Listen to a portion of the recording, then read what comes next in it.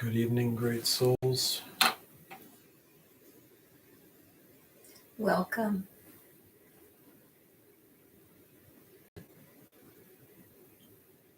Good evening, dear ones. Welcome to our Kirtan. We'll begin in a minute or so, just after 7.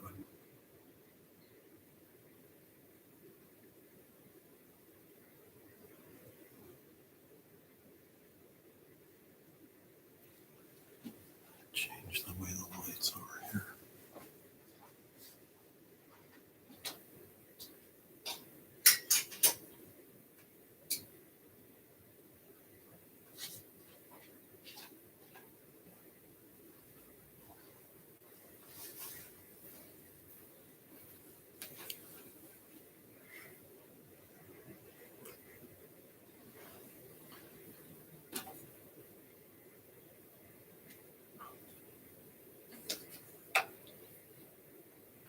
Hang on a sec here.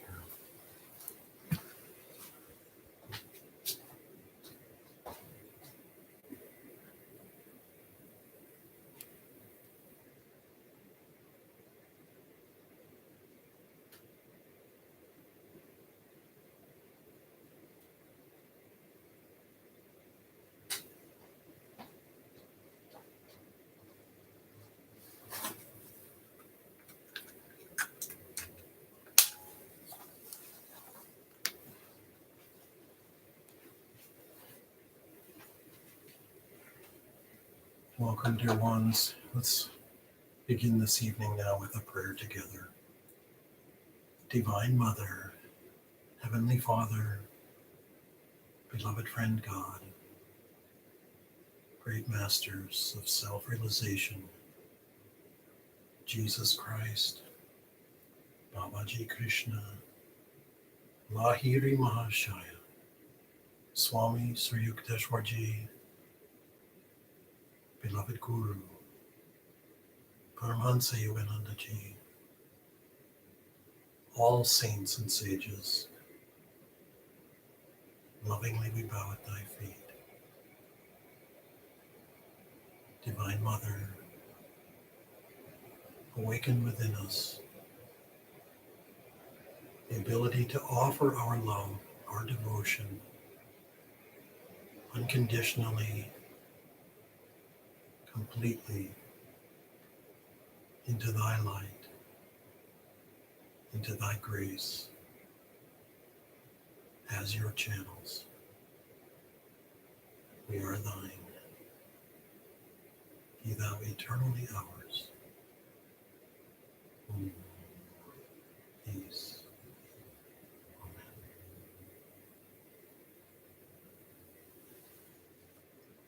So welcome again, dear ones. This evening we will share chanting together in the spirit of Valentine's Day, in the spirit of divine love. And as we do with any kirtan, we try to have a deep experience from the chanting itself. But we also recognize that chanting is a kind of pre-meditation phase, in a sense. It's a preparation for meditation.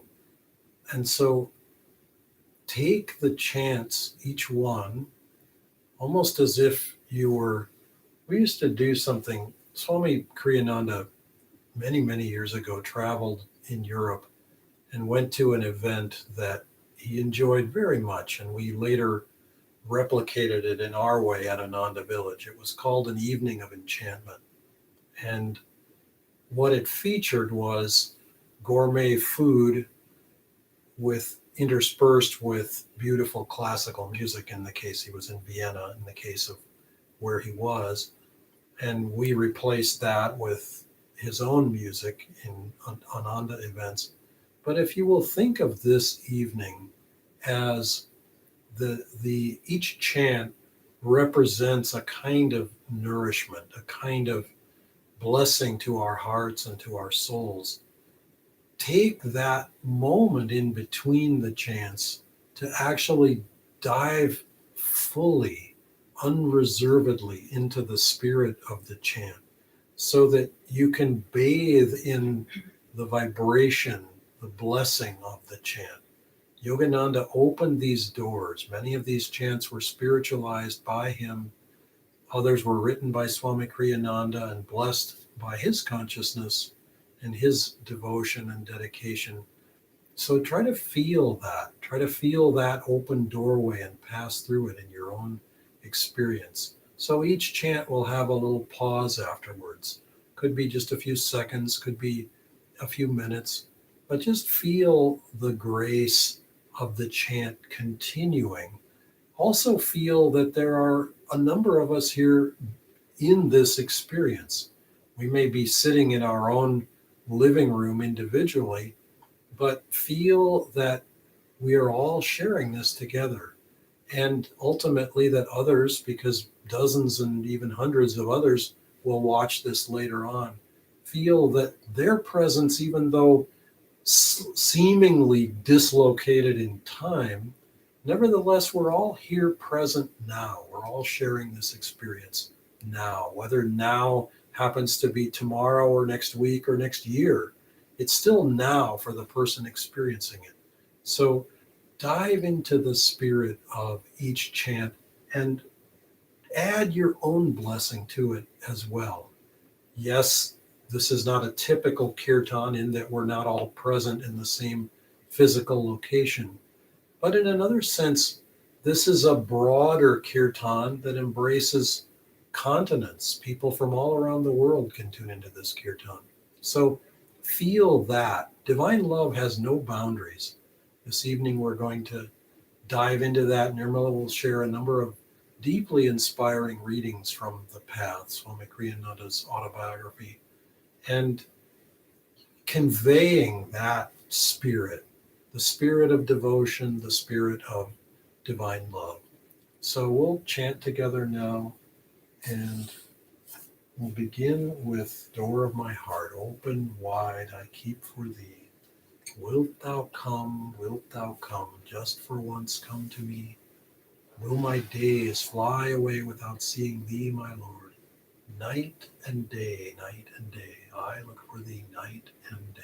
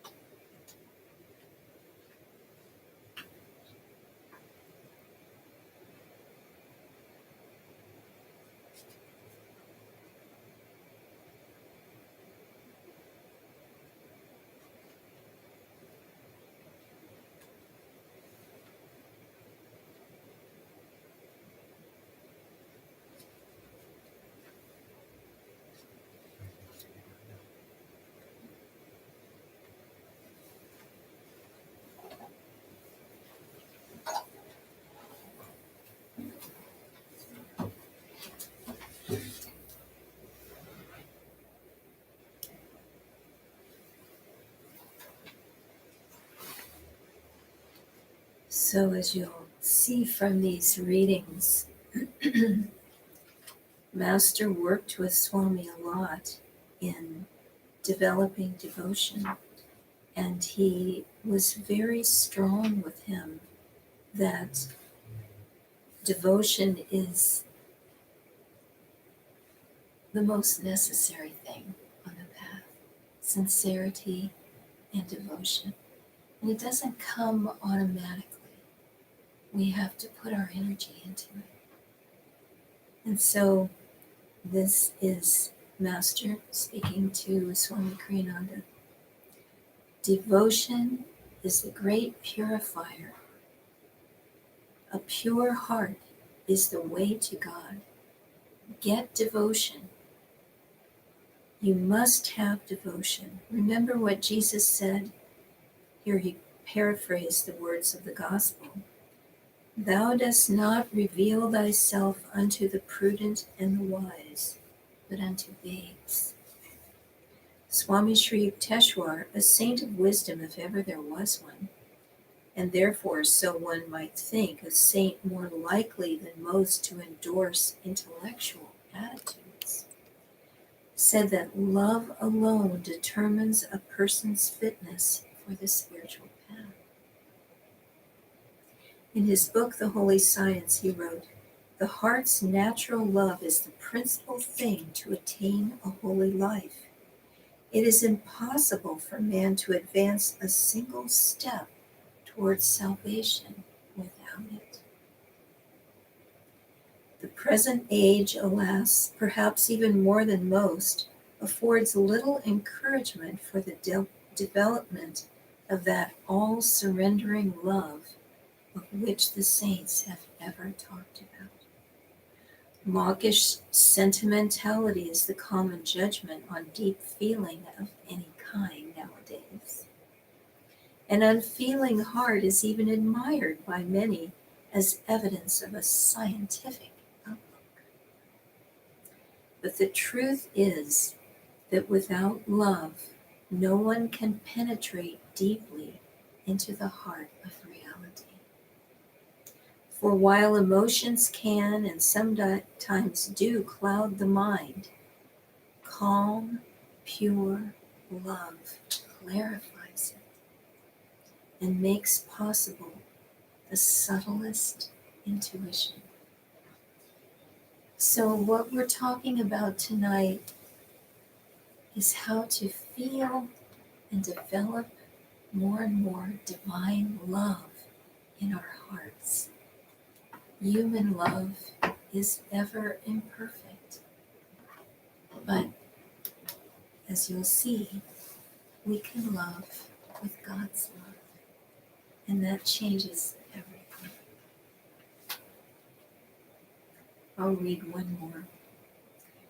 This is Swami saying, "I worked very hard to develop devotion, chanting and praying daily for the grace of intense longing for God." So that's very important. It's a grace. We have to attune ourselves and be receptive to draw magnetically that grace of intense longing for God. Master one day smiled at me lovingly. "Keep up with your devotion," he said. "See how dry your life is when you depend on intellect. His help is available to anyone who calls on him mentally in meditation. Here he is the guide, ever subtly inspiring us according to the measure of our own receptivity.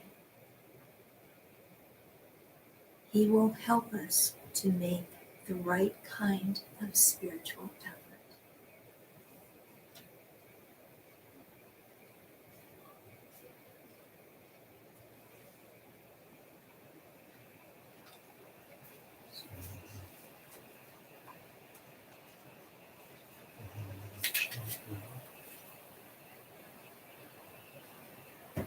This is when I awake and see thy face. When I awake and see thy light. This is a chant of the Divine Mother. Mother, awake me in thy light. Mother, awake me from my dreams. Mother, awake me in thy light. Hand in hand, we're dancing together in thy light.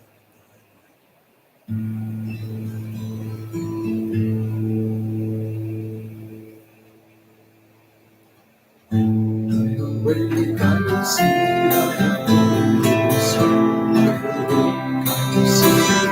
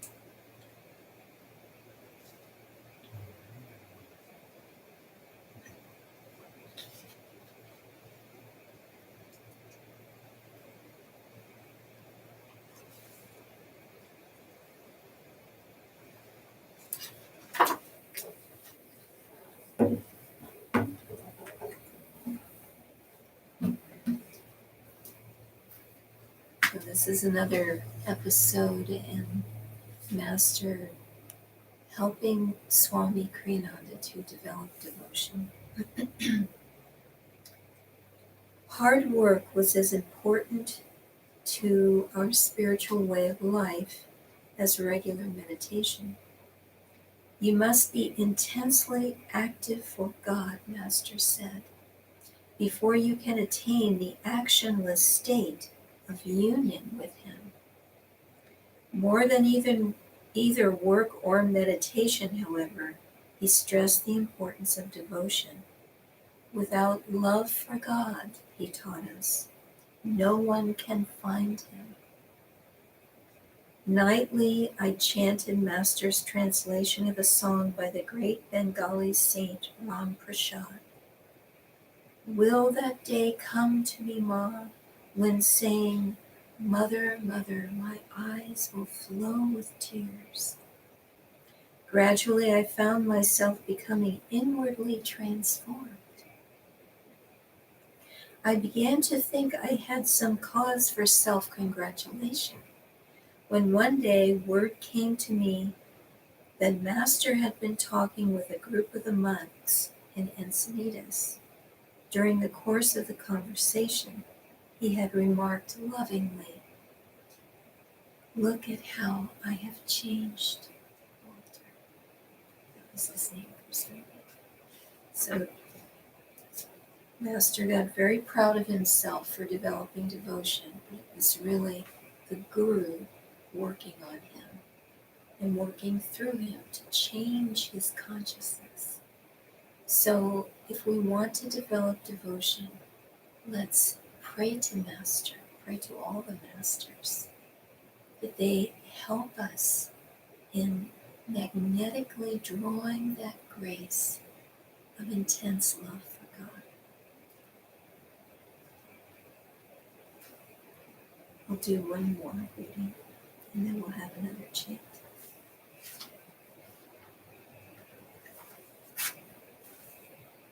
One day I asked Yogananda, what are the most important qualities on the spiritual path? Deep sincerity, Master replied, and devotion. It isn't the number of years one spends on the path that counts, but how deeply one tries to find God. Jesus said, the first shall be last and the last first.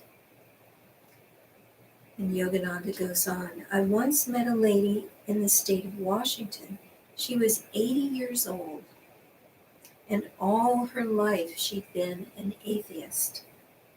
By God's grace, at our meeting, she became converted to this path. Thereafter, she sought God intensely. For the better part of every day, whenever she wasn't meditating, she would play a recording of my poem, God, God, God. She lived only a few years longer, but in that very short time, she attained liberation.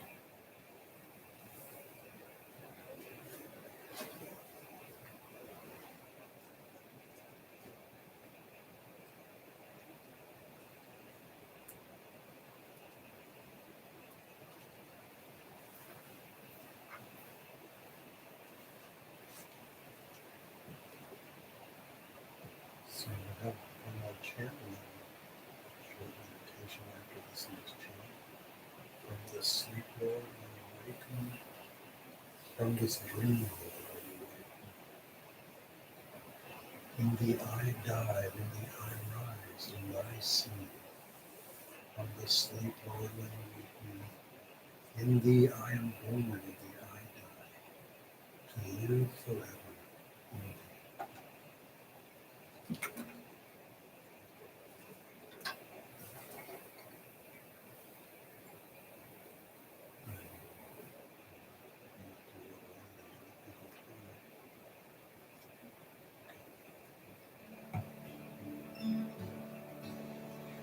From this sleep, Lord, will you wake?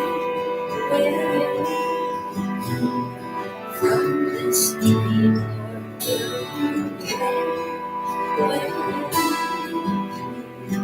In thee I die, in thee I rise. In thee I die, see.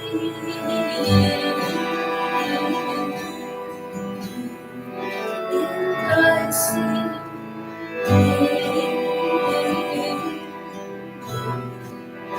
From this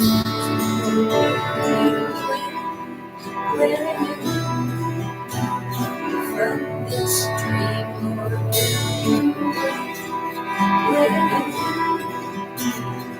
in the unborn, in the unborn, in the unborn, to live forever,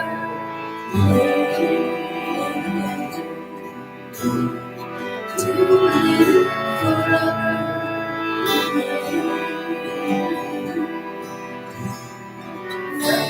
Sleep, Lord,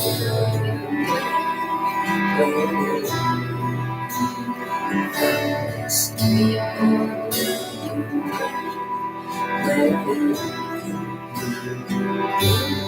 I died in the unlost. I died in the unlost. In my sleep,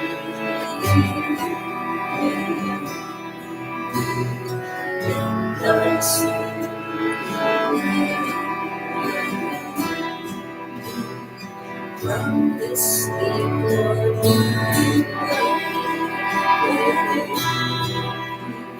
from this dream, Lord,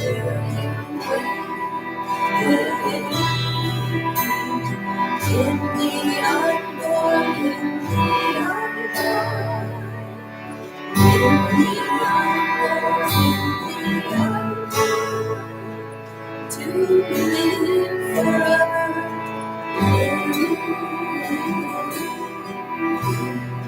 to live forever.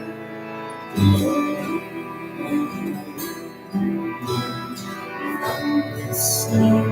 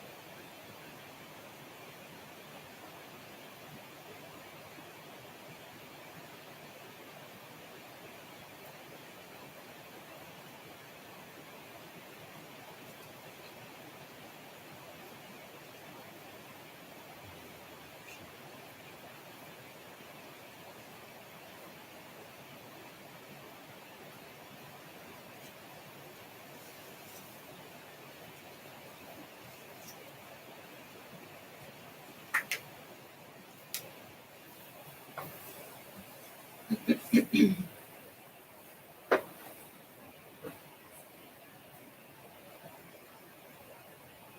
spiritual path requires courage and dedication, and the absolute conviction that God alone will satisfy the soul's yearning for true happiness.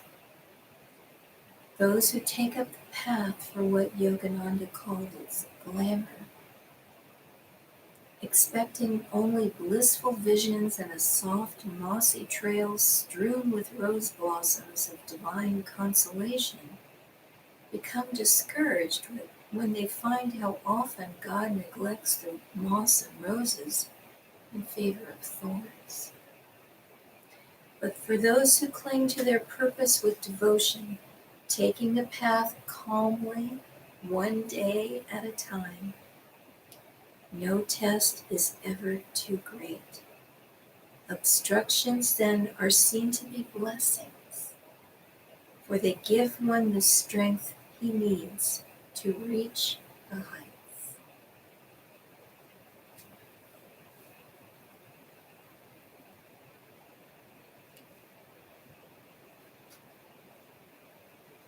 And again, this lesson of working for that development of devotion, putting energy into it.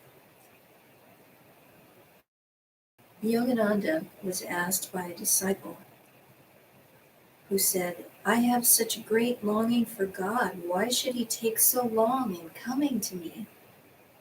"Ah," Yogananda replied with a blissful smile, "that is what makes it all the sweeter when he does come. Such is his romance with each devotee." "Sir," one of the disciples asked the master. This disciple was anxious for a taste of such longing. "Please give me the grace of devotion." Yogananda replied, "You are saying, 'Give me the money so I can buy what I want.' But I say, no, first you have to earn that money. Then I will give it to you so you can buy what you want."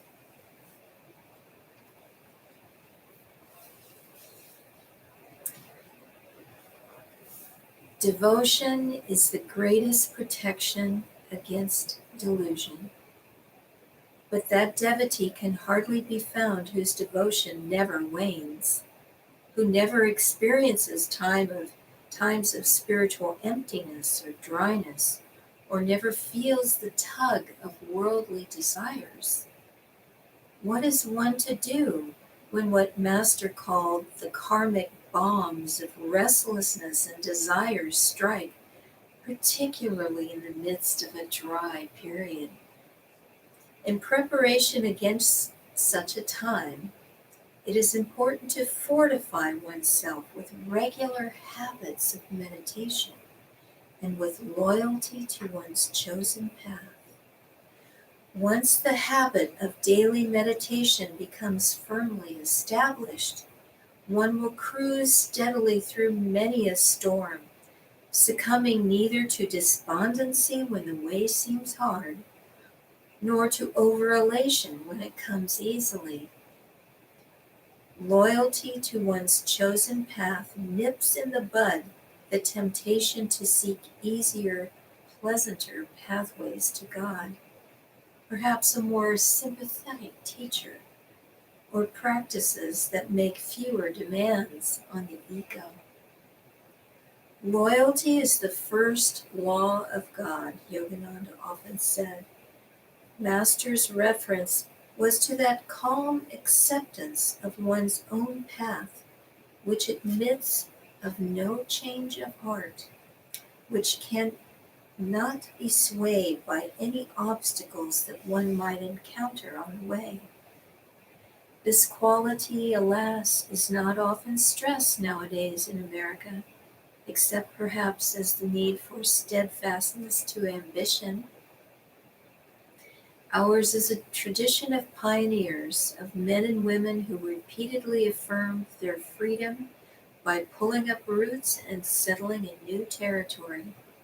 Even today, when there are no new lands on this continent to conquer, our youths are urged to court novelty, to follow the will-o'-the-wisp of fulfillment, quote unquote, wherever it might lead them, and to pay scant heed to such inconvenient considerations as commitment and duty. Yogananda lamented, "People change jobs, wives, and gurus at a moment's notice. How can they expect to get anywhere when they keep on changing direction whimsically?"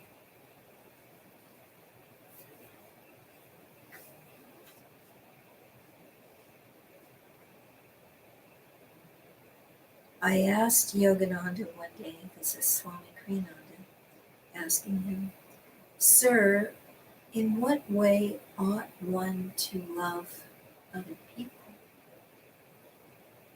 "You should love God first," he replied, "then with his love, love others.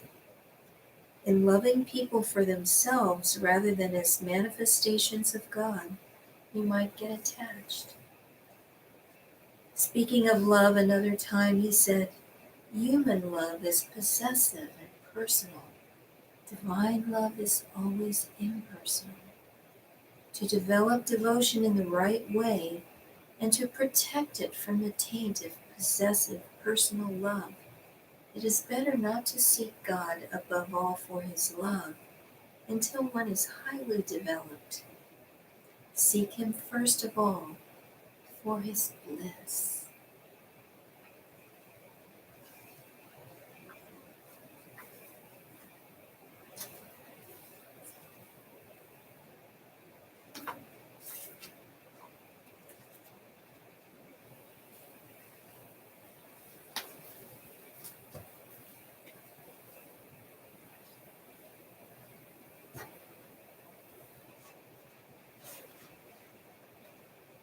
So we'll have another chant now. Yeah, okay. So let's sing, "How shall I love thee, Lord my God, with every breath I breathe, just as a fire may burn the whole forest, burn to the root my desires." And it goes on, "How shall I seek thee? How shall I serve thee? And how shall I worship thee?"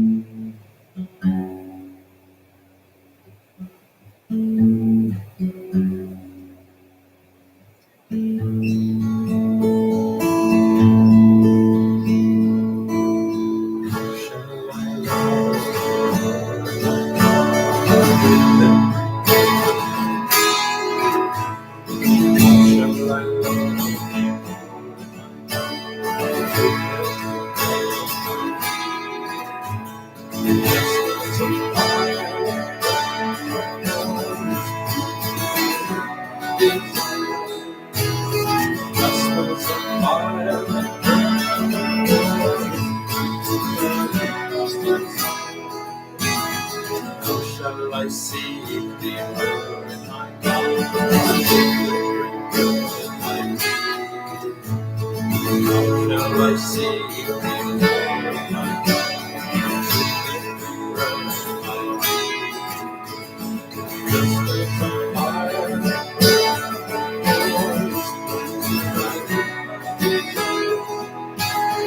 Just as a fire just as a fire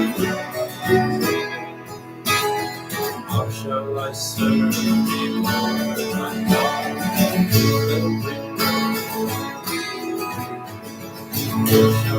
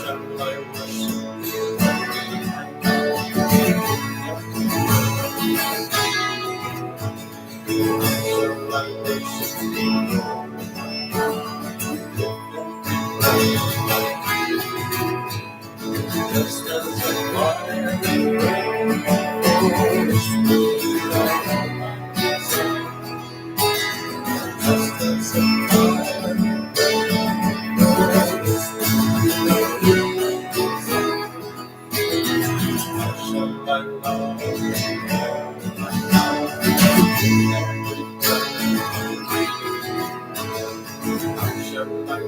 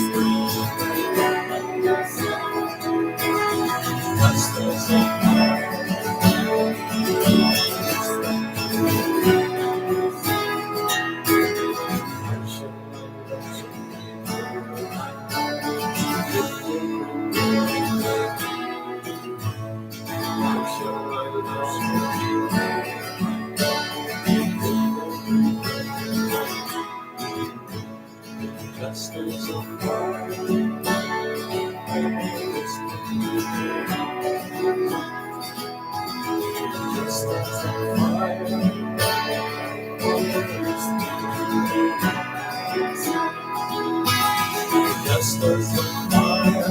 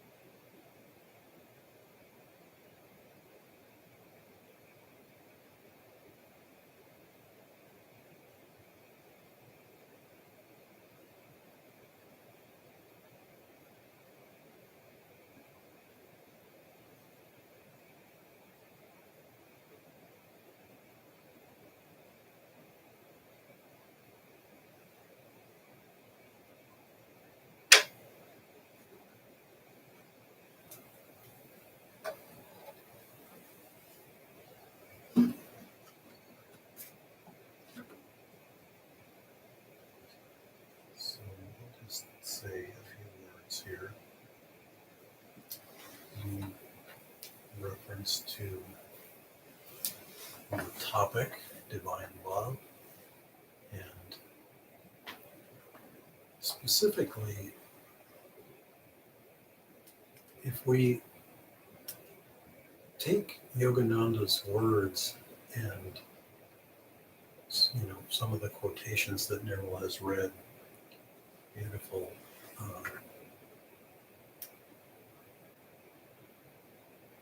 Yogananda is talking about the importance of devotion and how we have to earn it. And he's also saying that if we're if we fixate on divine love, then we can, or if we fixate on calling to God first as love, we can get a little attached. Love can become possessive or sort of personal in the human way. And what occurs to me is, because our example for this was Swamiji, and we got to see him over the span of many, many years living these principles and demonstrating it for all of us. And one of the things that struck me with Swami is that, first of all, he was very impersonal. He was impersonal with himself, let alone everybody else. I mean, which may sound sort of cold, but it wasn't. It's just that he couldn't be limited. And so often the human side of that becomes sort of focused on one person or one little group of people. Yogananda was inspired by a number of things in America, but one of the things that he was not inspired by was an attitude that he described. Came about in the 1930s because of the Depression, I suppose, but there became this kind of overarching focus on the nuclear family. And it became described, in his words, he described it as us four and no more. Mom, dad, 2 kids, and everybody else go away. Everybody else take a number. And he didn't appreciate that. And the alternative that he offered was the sense of spiritual family and divine friendship. And that ideal, and he talked about friendship as, in many ways, the purest expression of human love, because there's no possessiveness around it. There's nothing, in the Indian tradition, the closest relationship in a family is between mother and son. In many ways, even closer than husband and wife, because the son is going to grow up and, bring a wife into the family, and he's going to have to be there for your old age. It's like there's compulsion around this, and there's a real definite focus on, this is the relationship, and you better stick with this relationship the way it is supposed to play out. And we don't have that much structure in the West, but we have other, family connections that are binding, other kinds of relationships that sort of have rules around them. The rules of a couple, in Hollywood, when the couple gets together and ride off into the sunset, and there's just, it's like they're very much facing each other, and it's us too, and everybody else, we're not interested right now. It's all about us. And that kind of love has a kind of a beginning, a middle, and an end, whereas divine love is limitless. And so Yogananda offered the model of spiritual friendship, because in friendship there's just mutual sharing, mutual giving, mutual respect, and there's no compulsion at all. I remember a friend of mine used a phrase. He was meeting someone who was very powerful, who could potentially help him or hinder him or even injure him. And it was sort of a meeting that was fraught with a little bit of uncertainty, I think, on both sides. And so the other person asked him, "How do you want our relationship to be?" And my friend answered, "Rules of friendship. We should be friends.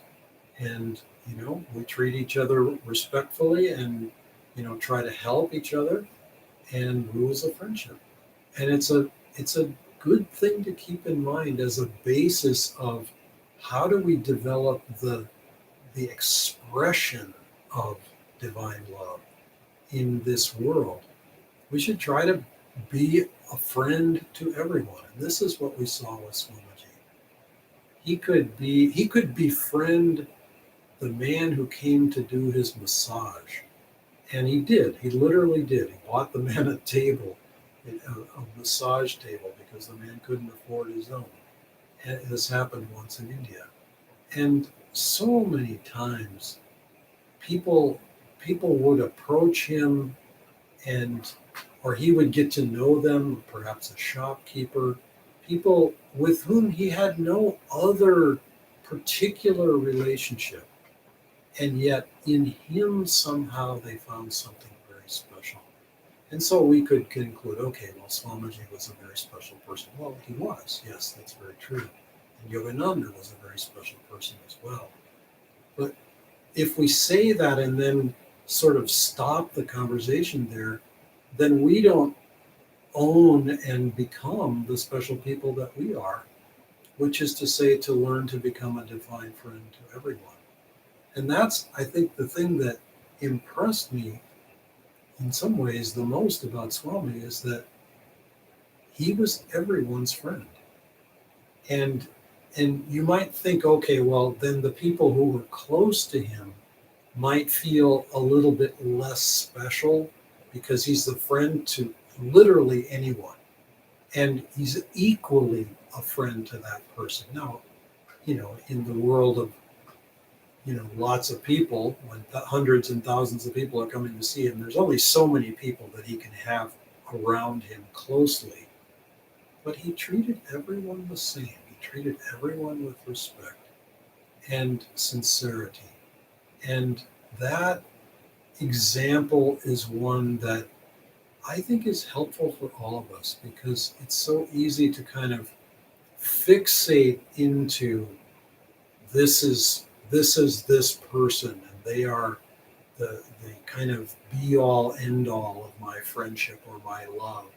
And God is saying, I'm in everyone. I mean, even in the people that you don't like or that you don't appreciate or who seem perfectly evil in this world. Somewhere hidden among the shadows, there is the divine light. And Swami and Master could perceive that, or could try to draw that out. And it's a blessing to be around an example like that. And it's a blessing in our own lives to, as Nirmala was pointing out in these readings, devotion is not an automatic. We have to want it and we have to work for it. It's like spiritual currency. Yogananda even sort of made that analogy, to the disciple who was saying, "Give me devotion." And Master's saying, "You're asking me to give you the money and you haven't earned it yet. Earn the money, then I'll give it to you and you can spend it how you like." And with devotion, it's like we acquire the currency to achieve realization, to accomplish something in this world, it opens up vistas of possibility. Well, what will we do with that currency? What will we do with that spiritual power? If we devote it to service and realization, then we follow a sure path to God. If we devote it to worldly pursuits, we may achieve them, indeed, but possibly at the cost of those other things.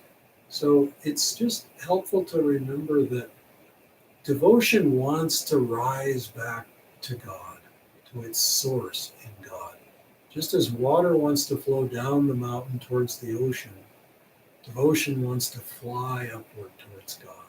So let's awaken that devotion. And we'll chant again now. And feel in your own heart that longing. No one can give it to you.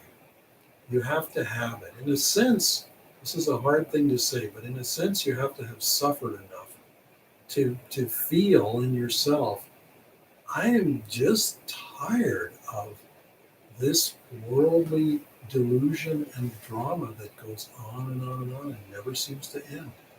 And I'm just getting stuck in it. Lord, you have to help me. You have to free me. That kind of call, that kind of longing, once you have it, it must be fulfilled. So let's develop that call. Let me chant now. And we'll sing.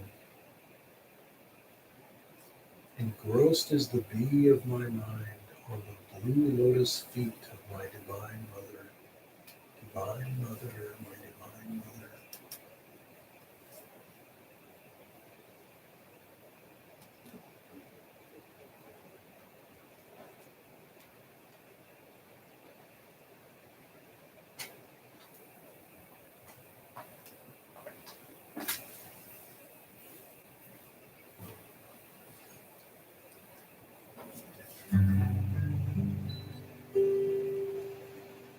Rose,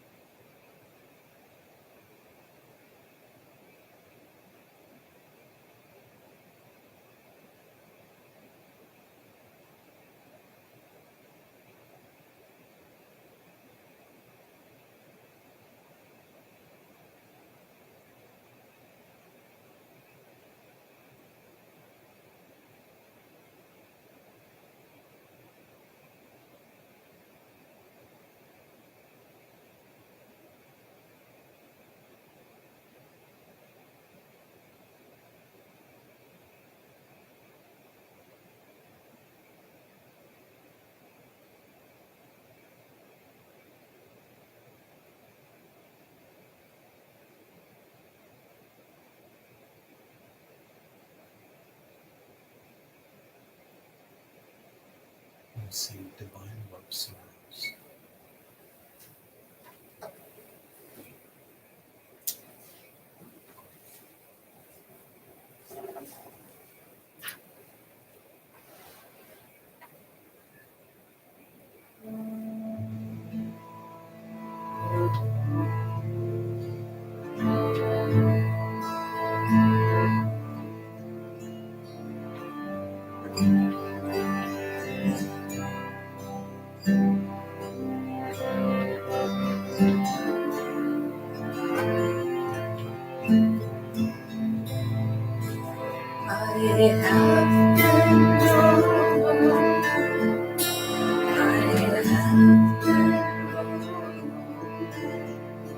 Forsaken by who have seen me through, hardly ever answering. I shall be roaming, roaming. I shall be roaming, roaming, bursting all boundaries apart, evermore moving towards you. To my best anthropic heart, through endless incarnations, I've called out for thy name. Through endless incarnations, I've called out for thy name. Searching by the streams of all my simple dreams, searching by the streams of all my simple dreams. I have been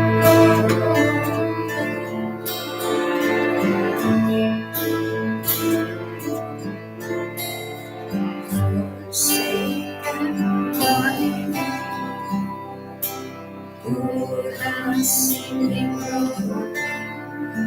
hardly ever answer me.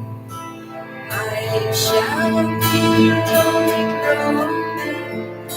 I shall be roaming, roaming, bursting all boundaries apart, evermore moving towards you, to thy vast anthropic thought.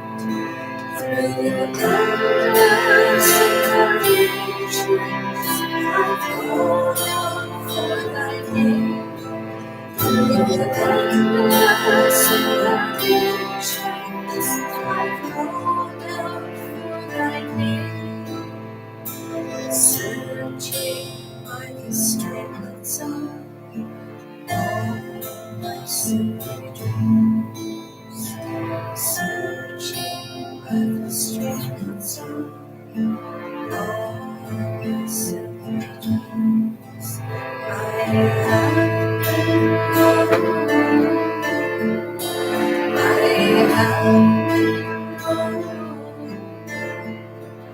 forsaken Lord,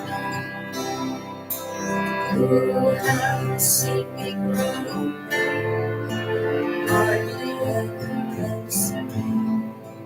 I shall be roaming, roaming. I shall be roaming, roaming, bursting all boundaries of home, evermore moving towards to thy best and loving home. Through endless incarnations, I've gone out for thy name.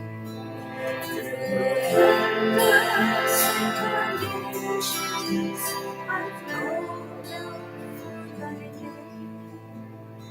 Searching by the streamlets of my sacred dreams. Searching by the streamlets of my sacred dreams. Searching by the streamlets of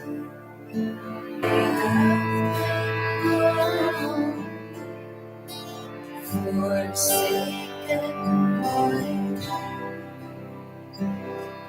who has seen me growing, hardly ever answering. I shall be roaming, roaming.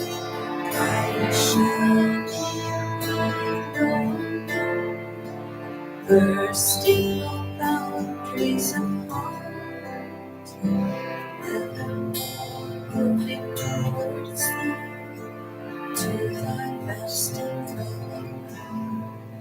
I shall be roaming, roaming.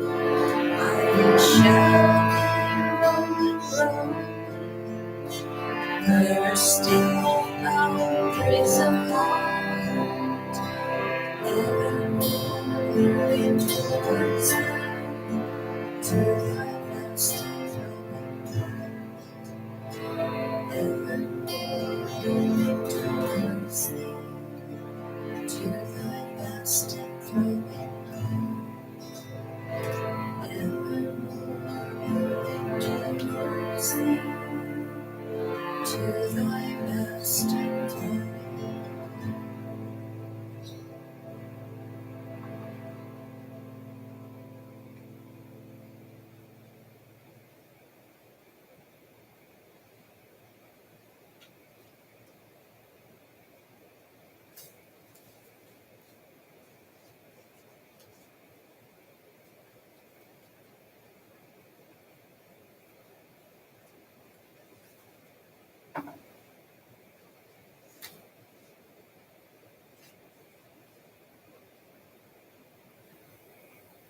One day Kriyananda said to Yogananda, "Sir, after you are gone, will you be as near to us as you are now?" "To those who think me near," he replied, "I will be near."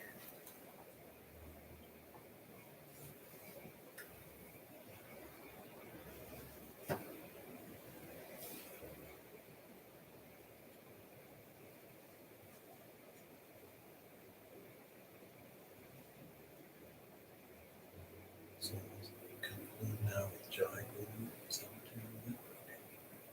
Everyone say Yogananda, Jai Guru Jai.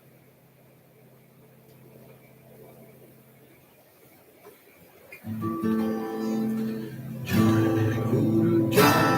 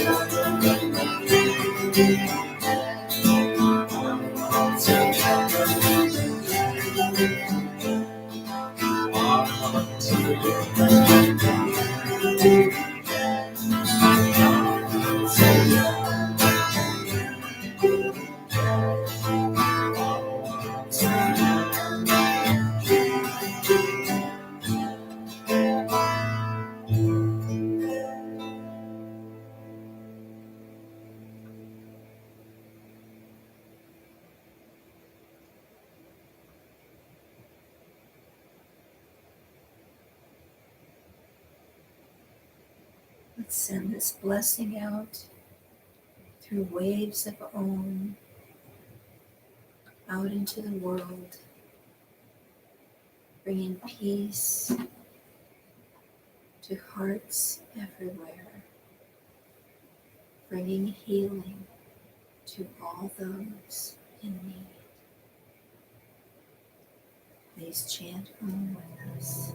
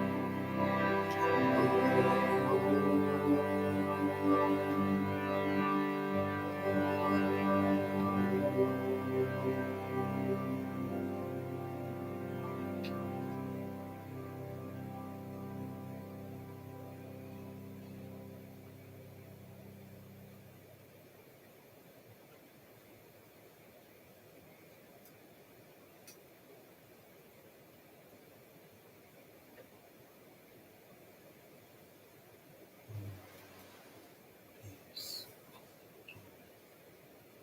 Thank you for joining us. God bless you all.